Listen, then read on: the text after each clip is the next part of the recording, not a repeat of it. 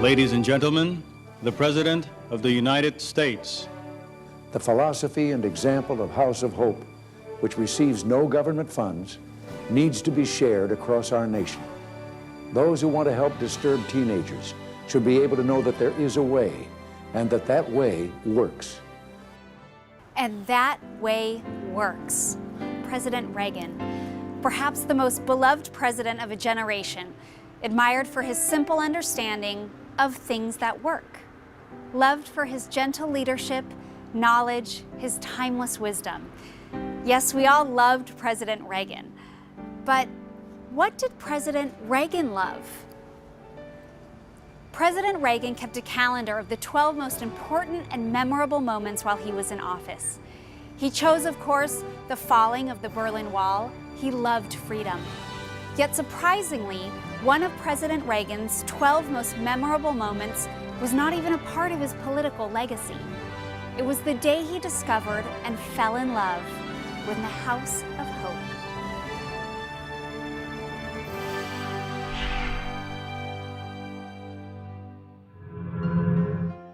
When I was 5, I was sexually abused and my childhood was very rocky.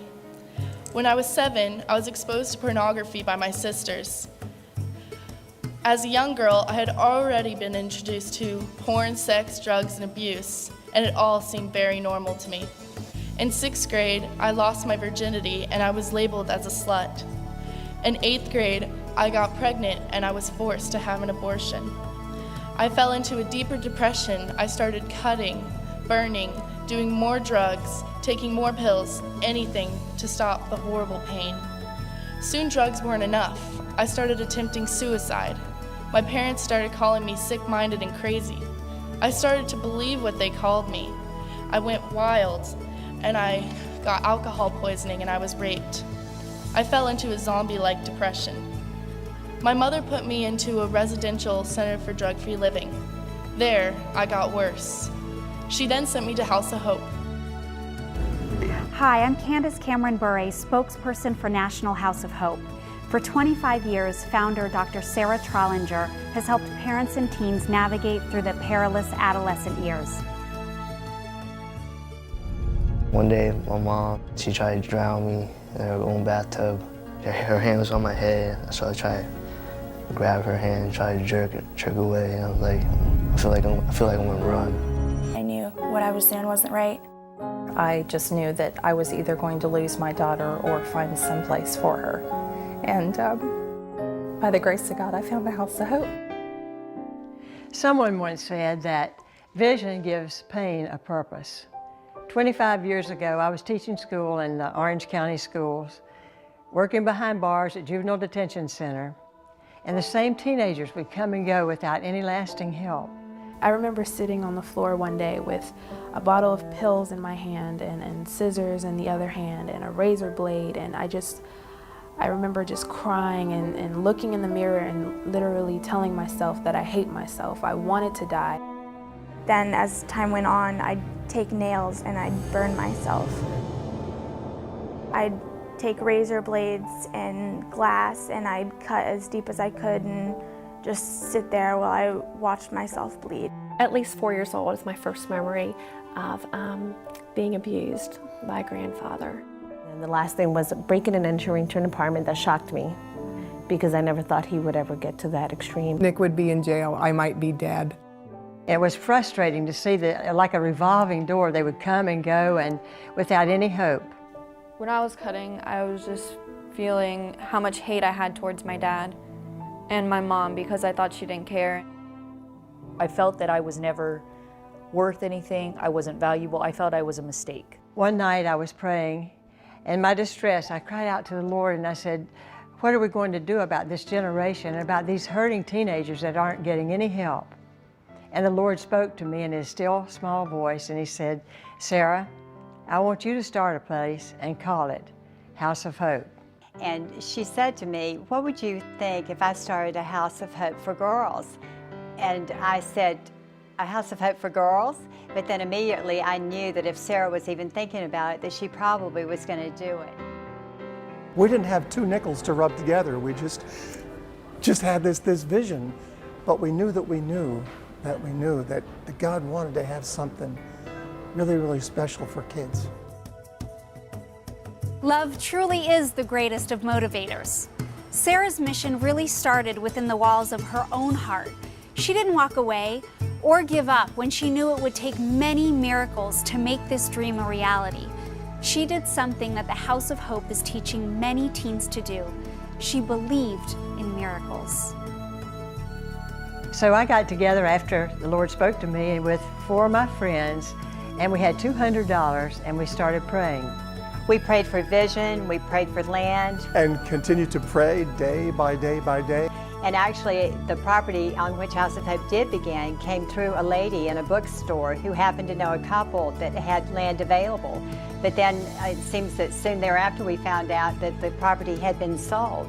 And I said to her, have you sold your house? And she said, actually, I'm giving it to the real estate dealer tomorrow. And she said, why are you interested? And I said, well, I have a heart to start a place to help teenagers. And Sarah visited them, and they had such a heart to have teens on their property and to have it sold for that purpose that they were willing to take the meager amount of money that we had. The lady wanted $117,000, which was like millions to us, and we only had that $200. We got together and we wrote a grant, and we prayed and we said, Lord, how much should we write this grant for? And the Lord spoke to us and said $95,000. The truly big miracle was that the Edith Bush Foundation never gave to faith-based ministries. It was just mainly to the arts and sciences. And the lady calls me back and she said, I've talked to my husband, we've prayed about it, and if you want the property, you can have it for $95,000. And I said, we'll take it. And she said, but I need a down payment. And I said, how about $200? Well, she laughed about it and she said, okay, but in about 2 weeks when we go to the closing, you'll have to have the full amount. So the next day when I went to the post office, there was a letter from this foundation that said, we're happy to tell you that we're going to give you the grant, $95,000. And we went to the closing and they gave us the $95,000 even before we had matched it. And that was another miracle. Touched by their amazing answer to prayer, Sarah's dedicated group rolled up their sleeves and turned 2 old homes on a dirt road in one of the worst parts of Orlando into Sarah's vision for the House of Hope. I remember early on when we had 4 girls in the program, and Rick, my husband, was called during the night to come down to the campus because the girls had run. This is about 3:30 in the morning, and I said, they've run away. You mean all the kids, all the runaways have run away from the runaway shelter? They said, yes. I said, I'll be right down.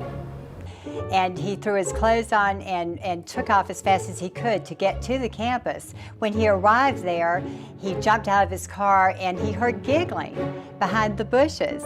And he knew immediately that the girls were hiding there. And so I said, girls, you really need to get inside right now. 3:30 in the morning. They took off. And I ran that night. And I was not familiar with Orlando. I had no idea where I was going to run, but I ran and I ran and I ran. I-4, the major highway, was really close by, and they started to run down and toward the highway into a bad section of town. And there we were, and I was running, literally running after these kids. They said, Rick Chambers, what have you come to? You were literally running after runaways in the middle of the night. So anyway, I finally reached them, and I said, what is going on? They said, our parents never would have run after us like this. I said, well, we care, and we love you, and we want you to be safe. So come on back home. It's going to be all right. And that was my turning around, was that at that point I decided I didn't want to run away. Whatever was here, I wanted, and I wanted to accept it, and I wanted to wrap myself around it and allow it to take control of me. 6 months before House of Hope started, I was praying and journaling, and the Lord said to me, House of Hope is going to attract kings and government officials and queens and people in high authority. And I went back that night and read what I'd written down that morning, and I sort of chuckled to myself because here we are, no place, no money, and to think that there would be people in high authority coming to House of Hope. And so about the same time, President Reagan was coming to town to dedicate Epcot.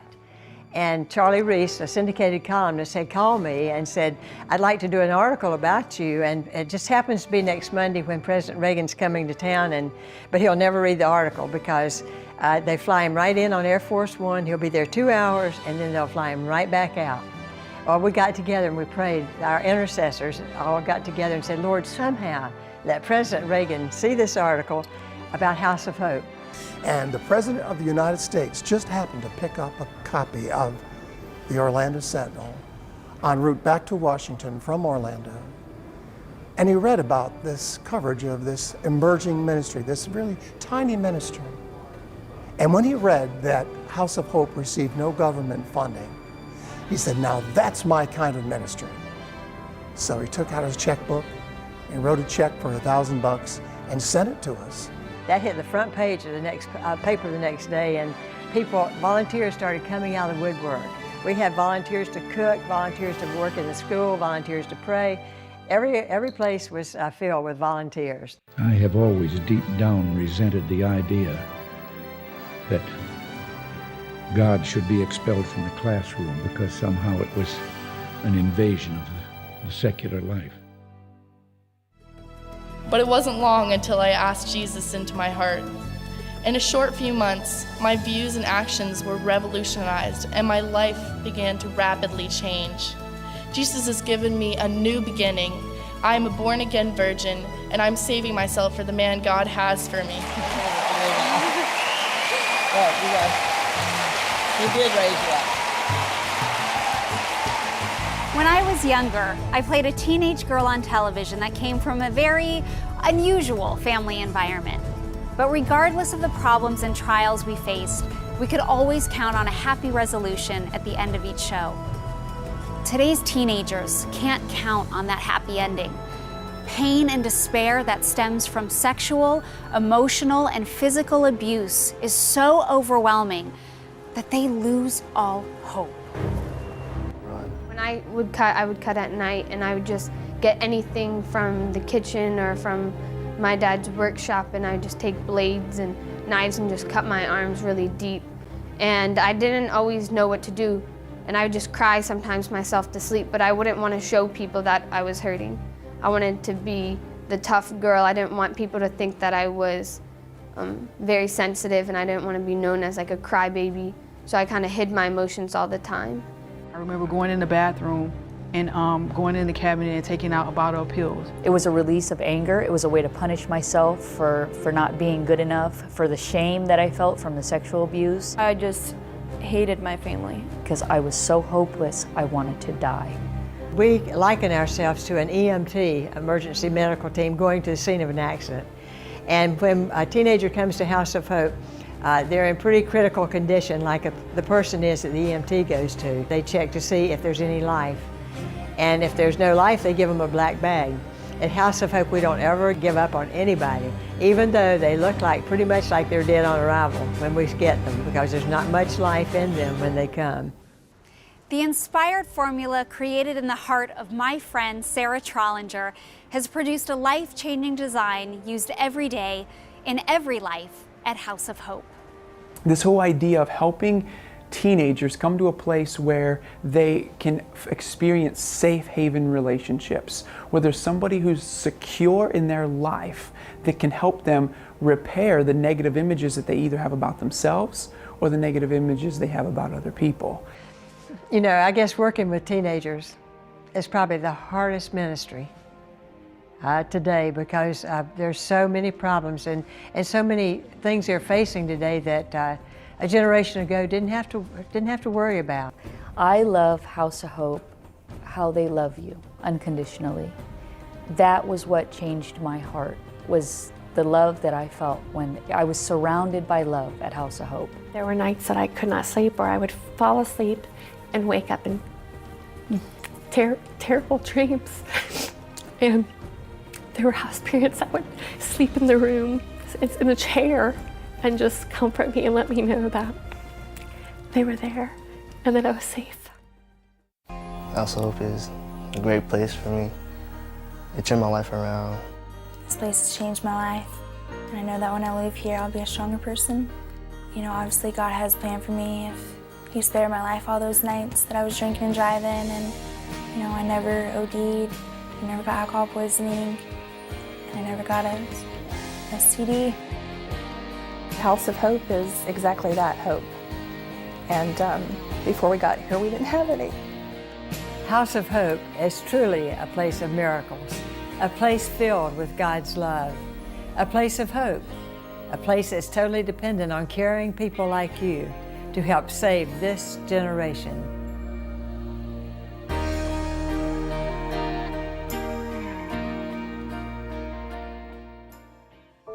It's so much easier to abuse a child now because of our technology. Abuse has become even more widespread and more rampant. And to know that these teenagers go through thoughts of suicide, and to know how much depression they suffer because of the abuse at another person's hands, it's almost incomprehensible to think about what goes through their minds and what goes through their hearts, and how their hearts and their souls have been affected. To know that House of Hope is there to restore the innocence and to restore the hope and to help take off the chains of bondage that these kids are in, because they are in bondage. They're in bondage to the memory of that molestation or to the memory of the rape. They're also in bondage in different ways, in the fact that they're cutting themselves or abusing drugs or alcohol. And to know that there are people who believe in them at House of Hope, to know that there are people who say, you are special, you are loved, you are beloved, and God has a special plan for you. That Jesus came, that they would have life and that they would have it in abundance. And it's impossible for a victim of abuse to believe that they could have life in abundance. But to see their faces of joy as they come to realize this, that abundant life really can be theirs, and those chains really can be broken because of the power of love. Through the years, House of Hope's story has drawn hundreds of visitors to its doors. Some were famous, some history makers. Isn't it amazing that such a tiny ministry caught such attention so early on? And soon the business community said, what is this House of Hope all about? And so we were interviewed in all the individual channels in town, and the word got out. And eventually, we had the very, very first humanitarian banquet, and President Reagan was the first one that we decided to honor, since he had been so instrumental in helping us get the word out about House of Hope. President Reagan, in 1988, you made a very special video, 3-minute video, which I understand you had done for no other nonprofit ministry, asking people across the nation to look at House of Hope as a model for other houses of hope to start across the nation. Lives can be successfully rescued from drugs, sex abuse, prostitution, pornography, and abortion. Both of you have been the catalyst which helped get the House of Hope started. He came that afternoon. The whole Interstate 4 was flanked with Secret Service men, and just people were swarming all over the place. And so they came, and bodyguards, a whole mess of them, about, I don't know, 15, 20 of them it seemed, came in and checked all the rooms out before the president and Nancy came. You know, the Reagans came down to House of Hope today, and they stayed 1 hour with us. We ended up in a great big common room with the Reagans sitting on a couch and all the kids on the floor, and our teachers and my wife and I and Sarah. And they laughed with the girls, and they sang with the girls, and they cried with the girls. And it was like the grandparents had come to visit for a couple of hours. Happy birthday, dear Reagan. Happy birthday to you. When I met Ronald Reagan, I remember how gentle and humble he was for such a powerful man in the United States. And I thought that was so neat, that he was so gentle and so kind. He was like a down-to-earth guy. He really was.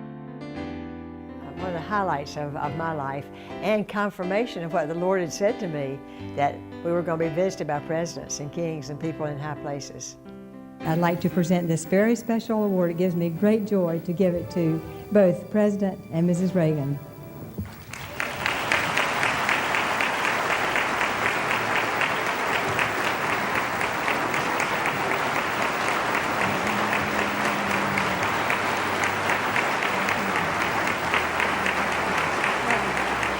Because this institution takes no government aid of any kind, it is free to deal with the soul as well as the body of its clients. That's why it's so effective. When I was 18 years old, I shared my testimony with Ronald Reagan for House of Hope, and it was a life-changing experience. Really, there were so many miracles that happened here on a day-to-day basis. Sarah loves to tell these stories, and there is one in particular, the cheese story. They love grilled cheese sandwiches. And one day, we hadn't had them for a while, and they said, why can't we have grilled cheese sandwiches? And we said, well, we have to pray for the food to come in. We just haven't had any cheese lately. And they said, could we pray tonight and ask the Lord to send us some cheese tomorrow? And so they got together that night and they said, Lord, please send us some cheese. The next morning, on the kitchen table was a 50-pound hoop of cheese, and nobody still knows who brought it, but we know who sent it. We know where it came from.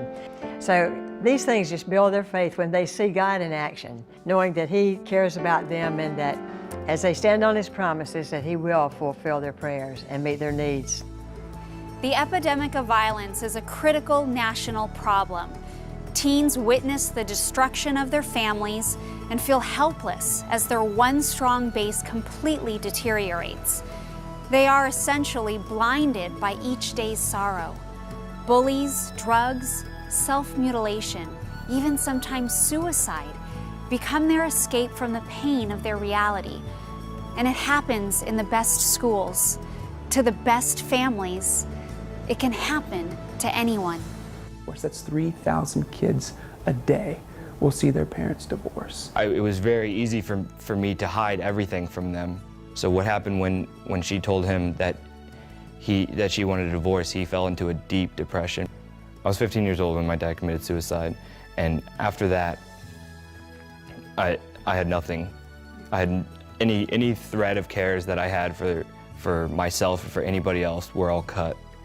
And I went wild. I went so crazy that even the friends that I had that were all just like me, all gang members, they even started backing away from me because I was just doing horrible things and things that they weren't ready to do. I mean, like I said, I was into crack and heroin, and most 15-year-olds aren't doing those drugs.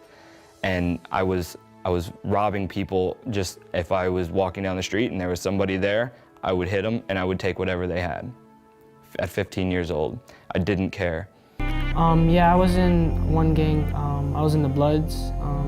It's a set GKB, and I got into that when I was around like 13, 14. 14, I started smoking, and I smoked for about until I was 15. And then from there, I started trying other stuff like cough medicine and popping cough pills, like cough medicine pills. And I started doing that and started not in my right mind. I didn't really necessarily label myself as a bad kid. I just felt like I was influenced by the wrong people, and I really got misled. And I started doing things that I really shouldn't have done, and I was under the influence of drugs, so I made some poor choices. Finally, we got to court this fourth, fifth time. You know, he's been on probation for 2 years, almost off, and he ends up doing this, and I was like, at this point, you're gonna go to jail. I got locked up for burglary. They were like, we don't want your son to go to jail. They're really good to me, and that's how they found the House of Hope. And if it wasn't for them, I wouldn't know where to go. And I thank God for them, because he'd probably be in jail at this time. 40% of America's kids woke up in a home where their biological father does not live. Thought it would be fun to break into somebody's house and rob their house. I cut, I pierced, I did whatever I could to hurt myself. I remember trying to fashion a noose out of a purse. Today, 1 in 3 girls will have been sexually abused or violated by somebody they were supposed to love or trust by age 18. I remember being 5 years old and being sexually abused by someone close to the family. From that time on, I just remember being very angry. I didn't know how to express that anger. I became very depressed, sad. I got in more physical fights than I could count. I was always suspended from school. I didn't have a lot of friends because I was just angry. I didn't know how to reach out to other people. When I was 9 years old, I started drinking, and that kind of became an outlet. I used drinking to cover up all the emotions I had, and I felt better doing so. I would get it either out the refrigerator or, from friends of the family. When I was 12 years old, I remember being so depressed and sad and not really knowing what to do. I remember going in the bathroom and going in the cabinet and taking out a bottle of pills. And I figured if I wasn't living anymore, it would be easier for everybody. The statistic for boys is that 1 in 6 boys will have been sexually abused or violated by somebody they were supposed to love or trust by age 18. I was abused by my stepfather from the age of 5 to 12. Felt like I had to fit in with my friends, so I felt like if they did something, I did it.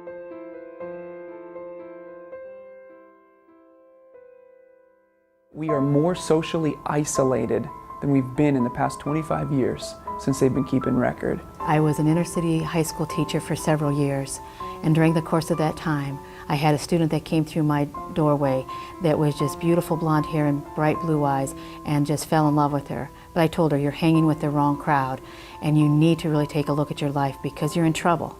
And I was in a secular high school, so I only knew I could go so far. Her first day of class, she came to class, and while other students took a break, she sat down beside me and she said, Miss Hill, this is going to be a good year. She said, I've really trained to change things around. She said, I've even recommitted my life to Christ. And I said, good, let's make it a great year. And the next day as I came into class, the teacher stopped me and said, have you heard? Sherry is missing. What I did not know was that night, 5 of her so-called friends abducted her, took her to a field, beat her, stripped her naked, shot her, set her on fire, and then urinated on her. And my whole life changed. At that moment, I thought, Lord, there's got to be more. This isn't the way a story should end. To this day, I am not only fighting for the freedom for a student that doesn't have to be murdered, but for those that are in bondage, that we be the voice to say, you don't have to live like this. When they don't have a secure base relationship, they're going to be misguided in the sense that they're looking for safety somewhere else. Sherry Hartman, I love you dearly. You will be the first one I look for in heaven. But there are students here on earth that I need to go and get. And I believe that's her mission to me is, Miss Hill, don't give up. You didn't give up on me. Don't give up on the others. I love Sarah Trollinger because she looked at me one day when I met her and she said to me, why don't you start a House of Hope? And I love the fact that she calls things into existence. I was blessed to ask to come alongside and start a House of Hope in Indiana. Because of that, my goal is to see teens safely home. These kids have been through everything imaginable. These kids have been through things that some of us can't even imagine. Became so depressed, I didn't know anyone, and I made friends with all of the drug addicts and drug dealers in school, so. Some of them have very difficult family life situations. Some of them have just been pushed in their school or friendship areas and in directions that they don't want to be in. Let me tell you something, she was at a point where, she had tried to commit suicide twice. And so she was at a point where she almost lost her life, and we almost lost our daughter. She would try to be so good, and when she was good, then she just couldn't hold it. So when she was going to be bad, she had to go to the other extreme. So she had highs and she had lows, and when the lows came, it was really a bad and scary time around our house. She eventually, I'm not sure when it all started, but she eventually got into drugs and sex and robbing cars and houses and things like that. And it was pretty difficult on us. We didn't know a lot of it at the time. One of the reasons why she had a lot of difficulty is she has a younger brother, a year younger than her, that has Asperger's syndrome, which is a high-functioning autism, and so he would embarrass her at times and just get a lot of attention from us, and so that caused a lot of anger for her too. So she had a lot of frustrations in her life, to the point where she was hospitalized 3 times, 2 times? 3 times. 3 times at behavioral centers and for cutting and drugs. And then she, I guess the big moment was when she had threatened her brother, saying that she was going to kill herself and then kill him in his sleep. And things got violent around the house, and so we decided that she just couldn't live with us anymore. Her hatred towards so many people. I remember her telling me over and over again that I don't know what I'm talking about, that the world is a horrible place. The world, and she kept telling me it's a kill or be killed. Sometimes you just gotta kill people so that they won't kill you. And I said, that's not real life. That's television or the movies, but that's not real life. And she really, truly believed that. And it was scared. It was scary for us. I was scared for her. It was terrifying, and it was heartbreaking too, for her to have no hope. I think I think that was the point that I was trying to make to her and to everybody, is that she had no hope. We started forcing her to go to church with us again, and she would sit in the pew and write horrible language, horrible things all over her, all over the bulletin for the church, and it just broke my heart, because I knew that she used to just love Jesus and love the Lord, and part of that seemed like it was lost and gone. As a mother, when I receive a phone call from a mother who's crying out for her child, I know that only God can restore that child. And He does, and He has the perfect plan for every child that He brings to House of Hope. Every one of these kids was a dream in God's eye before, the foundations of the earth. But they get into the world and they don't know what that is. They get into the world, they can't find their way. And the families haven't been trained, and many of the parents don't even know what destiny was laid out for them. And until we bring them into that place, they can't support their kids into getting into their destinies. And I think that's what God wants, and that's the whole vision of House of Hope. It's amazing to see the process that God brings the young people through. When they first get here, you could see anger, you could see bitterness, you could see loneliness. A lot of times you could just see them just really question, can I trust you? Actually, the first 2 weeks are pretty tough, because most of the teenagers are pretty used to going buck wild, as they call it. The judge, as part of my probation, said that I had to complete a program. He allowed my mom to pick the program. And she heard about House of Hope. And she talked to Miss Sarah, and I came here. And when I came here, I was still really hurting. And so when they realize that this is a safe place and I can be vulnerable and I can share my hurt and my pain, and I won't be judged, I won't be criticized. And it's amazing that when you see them put their trust in God, how their eyes now fill with love, with hope, with purpose. And I love to see them, I love to see that transformation take place. There is an actual God-given strategic plan from the hand of heaven handed to Sarah to take these girls and these boys step by step how to rebuild a broken life. When parents and teens connect with House of Hope, they can expect their world to be rocked. They're all hooked into social media, they have their own computers, they have their iPods, and when they come to House of Hope, they have to give all those things up, because we're focusing on them to change them from the inside out. They can expect the lies that have been told to them to be exposed. The hardest thing was all the rules. Every single rule, everywhere you look. I basically was just very, very angry that I was here when I first got here. Every teen needs to know that somebody's crazy about them. When they come to House of Hope, their emotional love tanks are empty, and they're craving some attention. I always go out and put my arms around them and hug them, and many times they push me away because they aren't used to that.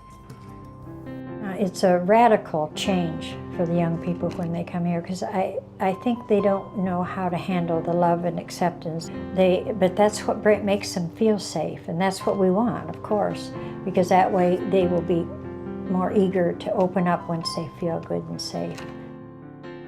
But once they've been there for a while, they get in the routine. They love to know their boundaries. We got a lake back there. I really love fishing, and that's what I like to do.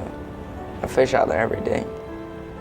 What we give them is structure and safety, really, is what it is. House of Hope is safety for me, for anyone here. It's security for them, knowing what they can do and what they can't push their mom or dad to let them do. We really showed them how to build a home of hope. Here I'm learning how to find something to make me happy instead of doing something to make me happy. And they weren't just concerned with getting me better, but they were concerned with really curing me. How you work through conflict, how you walk out forgiveness, how you encourage one another and support one another in what God wants us to do and what God wants us to accomplish. They talk about transformation in the body of Christ. And when I came to House of Hope, I got transformed. In high school, I took rigorous courses before I came to House of Hope. And because I had so much going on inside, and also I was a procrastinator, I didn't do so well in those courses, but House of Hope got me back on my feet with high school, and I graduated here, got a 3.0 GPA, and now I'm going to college. I was able to get through high school, get back into high school, and get through it and graduate on time with my class, even though I was a year and a half behind. And then all of a sudden you can see in their face lights up. The light bulb turns on. And we see phenomenal results there, because some of them have not been able to focus in school before they came, and some jump and gain as much as a year and a half in 6 months' time. Everyday living skills, art, music, and physical recreation encourage a bright future. Yet, in the midst of their well-rounded education, fun is not left out. Without a trace, no gray, no more gray.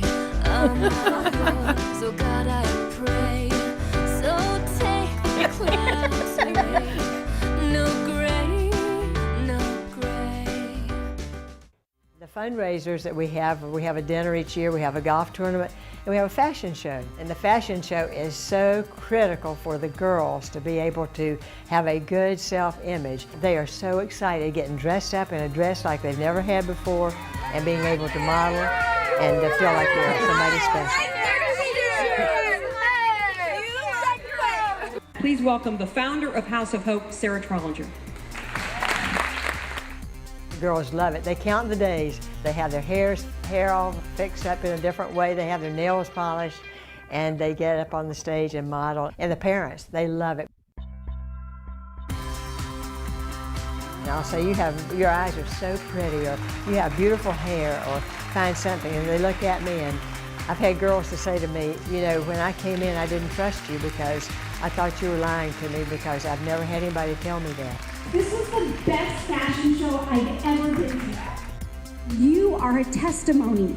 You are an ambassador for Christ. Sarah, you are an amazing woman and an extension of God's hand. Much of the accomplishments of House of Hope are due to Sarah's passionate dedication to repair relationships and reconcile teens with their families. Our mission statement is Malachi 4:6. Turning the hearts of the fathers and mothers to the children, and the hearts of the children back to the fathers and mothers, lest there be a curse on the land. And so that was the last thing God said in the Old Testament. And that's what we're doing to fulfill the purpose that He's called us to. Because this institution takes no government aid of any kind, it is free to deal with the soul as well as the body of its clients. We tried the secular type counseling for at least 2, maybe 3 years with different counselors and everything, and clearly that wasn't working. Biggest things I learned, not to rebel and to honor your father and mother The parent has to commit to coming to counseling at least one time a week, and then they have to come to parenting class. One of the things I found that was really helpful here is that not only do we have parenting each week, where everybody as a group goes, you had individual counseling with counselors. And then visit their teenager every Sunday afternoon. It's not just me that they're focused on, but they're focused on my family and truly healing the entire family. Because what we know is if we don't help the parents change as the same way we're helping the teens change, the changes are not going to be sustained when they are back living together, because they're going right back into the same issues. Since 1985, Sarah and her devoted staff have given teens and families hope. Thousands of broken lives in turmoil, pain, and despair have been given something to believe in. Circumstances that were intended to steal innocent dreams, destroy families, and end lives have been turned around and used by God to save those very lives. House of Hope is effective because it deals with the spiritual aspect. It deals with what's going on inside your mind, soul, and spirit. That's why it's so effective. It reaches the individual in a special and meaningful way. That I didn't cry up until this night, and God just was washing me clean, and I mean, I really felt like He was too with my tears. I was crying so much. And I was saved that night. That was the real point of turnaround. The Lord has done so much for me. I can't even begin to explain it. I was so lost and so hurt, and He just came along and just swept it all away. And Everyone here just embraces each other and accepts them where they're at, and just really brings them to a place of healing. Because our whole thrust is family reconciliation, bringing healing and wholeness to the family. As someone who's in an industry that gets so glorified, I want to glorify you guys. Well, I first met Sarah at an extraordinary women's conference that I was speaking at, and I didn't even know that this place existed for troubled teens. And Sarah came right up to me and she said, "Candace, I want to tell you about the National House of Hope." And if you've ever met Sarah, you can't help but listen to her. And so Sarah talked to me about the House of Hope. And she said, "Candace, so many of these girls look up to you. And I would like you to be our national ambassador for the House of Hope." And I said, "Sarah, give me more information, tell me everything, but yes, I will." Wouldn't it be wonderful if we were able to see such an effective idea spread clear across the nation? There's a growing number of people who are answering God's call to start a House of Hope, which is fulfilling Sarah's vision. I see no reason every city couldn't establish its own House of Hope to deal with the teenagers who are in trouble. And those are not idle words. Just ordinary people with extraordinary prayers, just like Sarah Trollinger. People started hearing about House of Hope and what we were doing in Orlando. And I started getting phone calls as I would be on television and on radio, and I was speaking across America at different events. And so we had been praying for about 3 months, and Dana asked me, "Have you ever heard of House of Hope?" I said, "As a matter of fact, I have." So I went to the website, and there on that website was every single thing the Lord had shown me in my search of how to start a faith-based nonprofit. And I just started weeping. I just knew that the Lord was calling me to the House of Hope ministry. National House of Hope is the catalyst for starting houses of hope across the nation. We at National House of Hope offer 2 training seminars a year.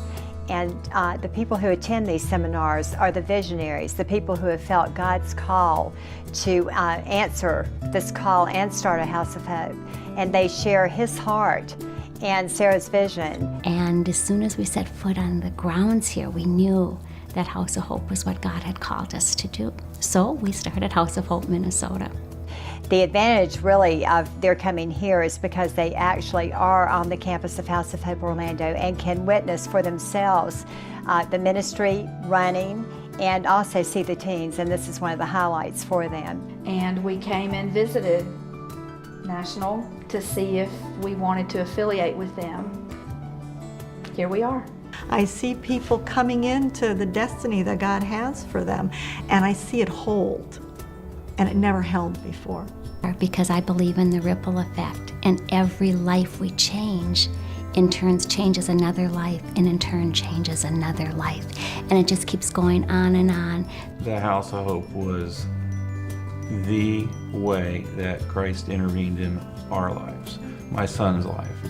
We at House of Hope, we have become more visible now through our training seminars and people starting Houses of Hope, and they're focusing in on our program because they are seeing a program that really works, that's getting to the root of problems without government support, totally trusting God for our income, and healing America's teens and families.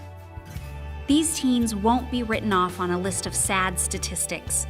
Many have moved on to lead successful and productive lives. Now, since House of Hope, I have completely given my life over to God. Prayer groups and worship teams, and I help in the kitchen for the homeless, and I was recently married, which was a huge thing for me to actually find somebody who was willing to give me a shot and accept my past and accept the person that I was and realize the person that God wanted me to be. When I graduated high school with the 3.8, high honor graduate from D's and F's, this is the turnaround, that can happen at the House of Hope, which was amazing. I went from D's and F's to A's and B's, graduated with high honors, and went and joined the Air Force. I went on to get my BA, double major from University of South Florida, psychology and criminology, and after that, I went to Webster University, and I got my master's degree in mental health counseling. And because of the things I learned at House of Hope and the love and the experience I gained at the House of Hope, I hope to one day actually start a House of Hope on my own so I could give back to other hurting teenagers, because I feel like I was there and I know what they've been through, and I would love the opportunity to pour into them what was poured into me at the House of Hope in Orlando. Sarah will unashamedly tell you the secret to her success is Jesus Christ. But once they find the love of God and the love of the staff and the love of their parents, then that's totally a whole new young person that evolves. House of Hope works because it's God's heart for healing and restoration for His children and His families. And people don't realize what they can do. Just like the book Do Hard Things, what a teenager can do is unbelievable, and I have faith that they are going to change our country. We start seeing a change in their lives, and that's when we see them start to work on leadership skills. We believe that they're going to be our leaders all across America. House of Hope is a faith-based organization. No one has ever turned away due to lack of financial ability. Caring people who have seen House of Hope's amazing results and have a heart for hurting teens make it possible for House of Hope to continue this vital outreach. If ever I saw anyone who was put by God on this earth for a purpose, it is Sarah Trollinger.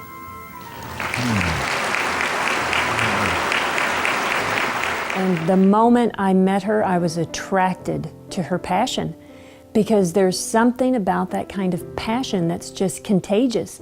And as she told story after story about those teenagers whose lives have been devastated and wrecked by abuse or addiction, it was so awe-inspiring to see the love that literally swells out of her. Sarah Trollinger is one of my favorite people on the planet. I have known her for 22 years now. I've always stayed in contact with her. I love her. She truly is an example of what a Christian should be. And if she didn't have that vision years ago, where would my daughter be today? That's right. But it's an amazing story, an amazing woman. She's really done something else. She sees the best in everybody. I wish I could do that. She sees what God sees. And the bottom line, it's hope. where would we be without hope? That's it. So Jesus is the center of the House of Hope. Everything revolves around His goodness, His love, His kindness. Now it's time. It's time for you to take what you've learned. My goals are to be a mechanical engineer, get my auction license where I can buy used cars and fix them up and give them to parents, single mothers who don't have cars, so they don't have to drive the bus. And use what you've learned and your resources, time, money, whatever. I'm asking you to lay it all down and help other families in similar situations. Enable us to look beyond our Orlando area, well beyond ourselves, and to think big. Seeing a young person in bondage is probably the hardest thing. When you see those chains start to come off, and you see their eyes start to light up and the darkness leave, and you see them smile and radiate God's love, it takes my breath away. Without God, nothing is possible. I believe that you can do all the secular programs in the world and get nowhere. Sarah is doing something in her lifetime that will live far beyond her. Her legacy will not just be in the children that she loved, but it will be passed on to those children's children.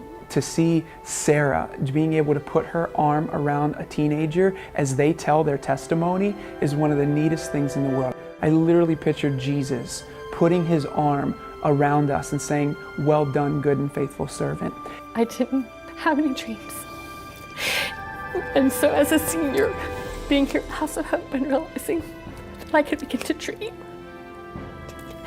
and that God's hand was on me. It's the old me and the new me, and I'm really happy with the new me. To me, like, if you're here, you're chosen. House of Hope is truly the safe haven that teenagers need. See the outpouring of the Holy Spirit. 24 years later, He looks out for the fatherless and the widows, and I'm fatherless, so He's looking out. I was surrounded by love at House of Hope, and I could feel it the moment I got there. They really encounter a living God. Praise Jesus and praise God and thank Him for everything He has done. Not only are you, Sarah, working on the cure, but you are also helping with the prevention. So thank you for being a safe residential haven of hope where the lives of these teenagers are restored and healed. You and your devoted staff are indeed picking up the pieces of young broken lives and putting them back together. I challenge citizens in major cities in every state to look to the House of Hope as a model for similar homes for hurting teenagers across the nation. Are you weak enough to care? God's word said that in weakness we are made strong, strong enough to reach out our hands, drawing strength from the only one who fills lives with light, strong enough to pick up the wounded when they fall, not to let them drown in despair. We can become light to others in this dark world. Love is the way, and that way works. House of Hope is a lighthouse to distressed families everywhere. My fellow Americans, House of Hope needs your prayers, your commitment, and your services.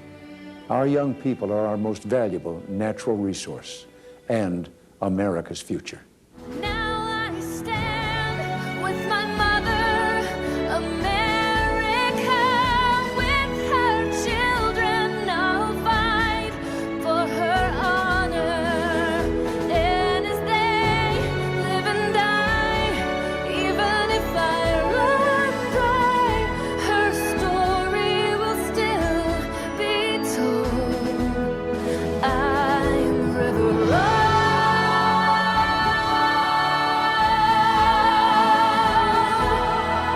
Please know that no teen is ever turned away due to lack of finances at House of Hope.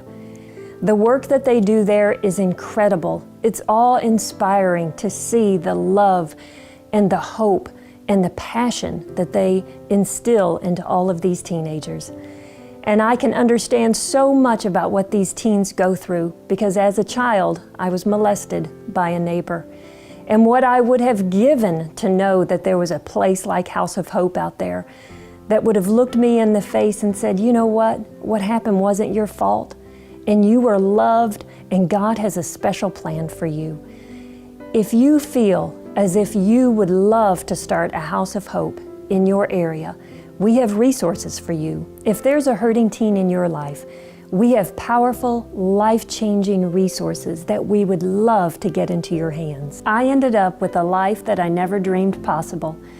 As a child of molestation, I never imagined that I would write a book that would end up as a television movie. I wrote The Christmas Shoes that became a movie for CBS television. The Christmas Blessing was also a TV movie, and The Christmas Hope. I wrote a book called Finding Grace, which was my story of molestation in a humorous yet touching way, about how God's grace has the power to transform lives, because grace really does change everything. If you have been touched today by what you have seen about these transformed lives that are taking place every single day at House of Hope, I encourage you to give to the National House of Hope Scholarship Fund. And please know that your donation doesn't just affect that one teenager. Your donation has the powerful ripple effect to touch countless lives. It's not just one life we're talking about. It's the lives of their children and of their children's children. It's the lives of their parents and their grandparents. It's these beautiful lives of hope and restoration that take place because of your gift. As a thank you, I would love to give you one of my books to thank you for your gift of love that you're making into the lives of these teenagers at House of Hope, because it really is the power of love that will change each and every single one of these teenagers' lives. When you give to the House of Hope, you're putting love in action, and the gift of love changes everything. There's a love that never gives up in a house called hope. There's a peace that is hard to interrupt. Though the devil keeps trying, don't you know?